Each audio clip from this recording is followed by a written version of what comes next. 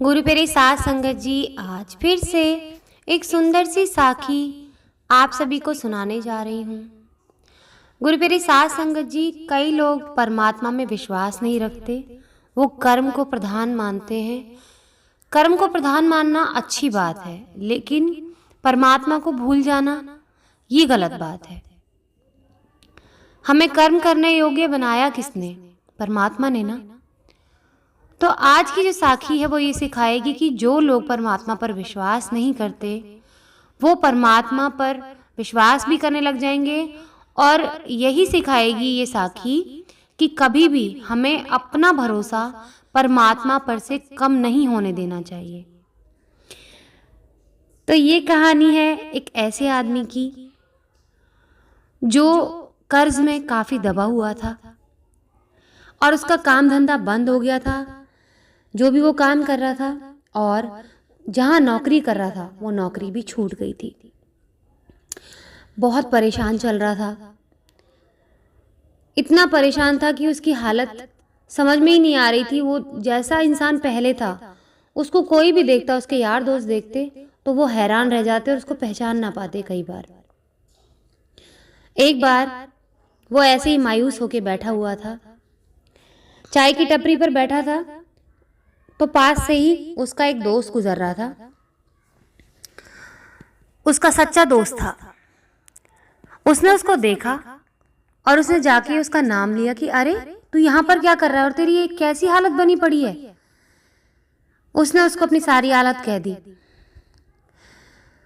तो उस आदमी का दोस्त जो लोन से घिरा हुआ था, कर्ज से घिरा हुआ था, जिसका नाम श्रेयांश था, श्रेयांश बहुत परेशान बैठा हुआ था। उसका दोस्त राजू उसको कहता है कि तू किस वजह से परेशान है। तो श्रेयांश उसको सारी कहानी बताता है कि इस तरह से मेरे ऊपर लोन हो गया, मैंने जो काम किया वो काम छूट गया और अब मेरी नौकरी भी छूट गई है, घर में बच्चे हैं, बीवी है, मैं कैसे खर्चा चलाऊं, मेरे माँ बाप बुजुर्ग हैं, मुझे कुछ समझ नहीं आ रहा, मेरे समझ से सारी कहानी बाहर हो रही है, मैं बहुत परेशान हो रहा हूँ।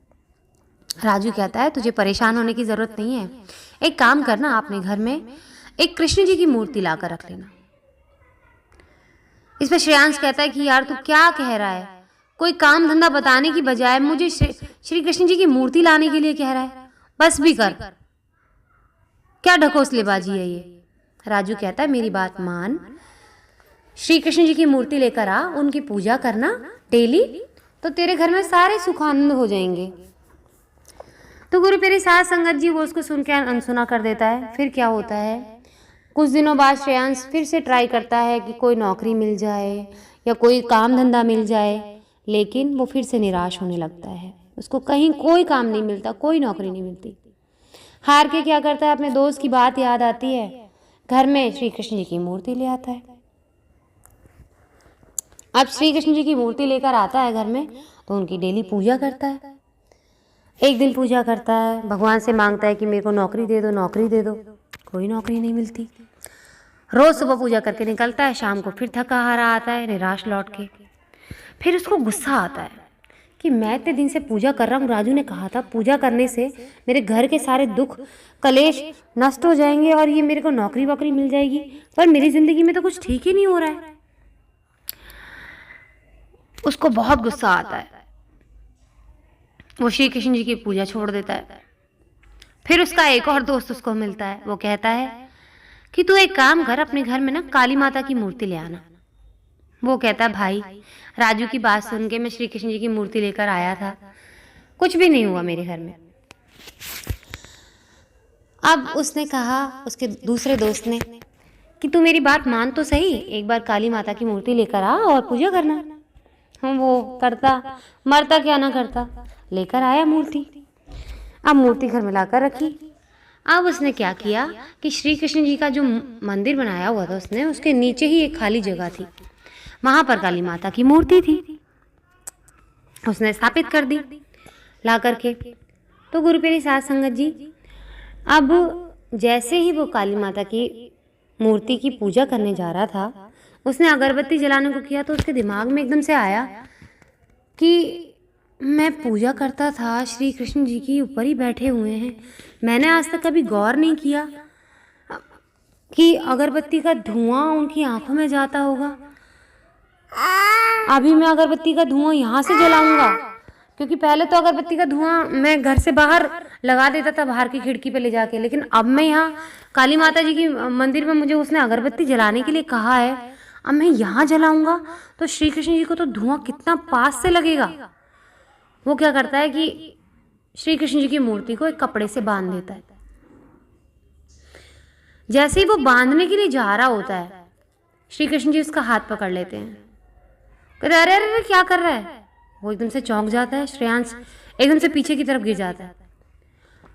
वो कहता है कि मैंने आपकी इतनी पूजा की, आप एकदम से उसके मुंह से शब्द ही नहीं निकल रहे थे कि मुझे समझ नहीं आ रहा कि मैं क्या कहूँ आपसे। मैं इतने दिन से पूजा कर रहा था, आपने मुझे दर्शन नहीं दिए, मेरी कोई मनोकामना पूरी नहीं की, कोई मेरी इच्छा नहीं सुनी, कोई मेरी बात नहीं सुनी। आज मैं आपको ये धुएं से बचाने जा रहा था, मैंने आपसे आज कुछ मांगा भी नहीं, और मैंने आपको बुलाया ही नहीं, तो आप आज बिना बुलाए आ गए। श्री कृष्ण जी ने हंस के कहा, अरे पगले, आज तूने मुझे निस्वार्थ होके याद किया, मेरी चिंता की तूने, मेरी प्रेजेंस को, मेरी उपस्थिति को तूने महसूस किया कि मैं यहीं हूँ, और बिना किसी कामना के तूने आज मेरी चिंता की है। आज मुझे याद किया है कि मेरे भगवान को धुआं लग रहा होगा। रोज तो तू अपने स्वार्थ से आता था ना मेरे पास, कभी तूने मुझे वो माँ बाप वाला प्यार नहीं दिया, सिर्फ मुझे तूने एक बॉस की तरह समझा। आज तूने मुझे माँ बाप की तरह याद किया है, अपना समझ के मेरी चिंता की है, तो मैं चला आया तेरे पास। मैं तो ऐसा ही हूँ, मैं तो भावों का भूखा हूँ। जो लोग मुझे मतलब के लिए याद करते हैं वो मेरे अपने थोड़ी ना हैं। जो लोग मुझे निस्वार्थ रूप से याद करते हैं, मुझे मेरी औलाद की तरह प्यार करते हैं, जैसे एक औलाद अपने माँ बाप को प्यार करती है। आज तूने पगले मुझे वैसे ही मेरी लिए चिंता दिखाई है, इसलिए मैं दौड़ा चला आया। मांग क्या मांगता है, आज मैं तुझे खुश होके सब कुछ देने को तैयार हूँ जो तू मुझसे मांगेगा। वो रो के श्रेयांश श्री कृष्ण जी के पैर पकड़ लेता है कि मैं मूर्ख था, मैंने आपको आज तक अपने मतलब के लिए याद किया, बस अब आप मुझे मिल गए हो, मुझे और कुछ नहीं चाहिए। मेरे सिर पे हाथ रख दो, मेरा साथ कभी मत छोड़ना। ऐसे ही माँ बाप की तरह मेरे सिर पे अपना साया बनाए रखना, मुझे और कुछ नहीं चाहिए। मैंने जीवन में कभी भगवान की पूजा नहीं की, मैं नास्तिक था, लेकिन आज जब आप मुझे दिखे हो तो मुझे विश्वास हो गया कि आप हो, हर जगह हो, जहाँ सच्चे मन से याद करें वहाँ हो। कहते हैं ना, भगवान मंदिरों से ज़्यादा भक्त के दिल में रहते हैं। तो गुरु प्यारी साध संगत जी, मन से परमात्मा को याद करो निस्वार्थ होकर, वो ज़रूर आपकी सुनेंगे। जैसे अपने माँ बाप को याद करते हो ना, ऐसे याद मत करना कि माँ बाप को सिर्फ जायदाद के लिए याद रखते हैं। औलाद वही होती है जो अपने माँ बाप की सेवा करती है, और माँ बाप भी वही होते हैं जो अपने बच्चे की निस्वार्थ रूप से केयर करते हैं, प्यार करते हैं उनसे। तो ऐसा ही रिश्ता है हमारा परमात्मा के साथ। तो बिना किसी लालच के अपने रब को याद करें और उस पर अपना विश्वास कम ना होने दें। आज इसी के साथ इस सुंदर सी साखी को यहीं समाप्त करना चाहूँगी। मिलती हूँ आपसे अपनी अगली वीडियो में नई साखी के साथ। तब तक के लिए खुश रहें, सुमिरन करते रहें, सच्ची सेवा करते रहें।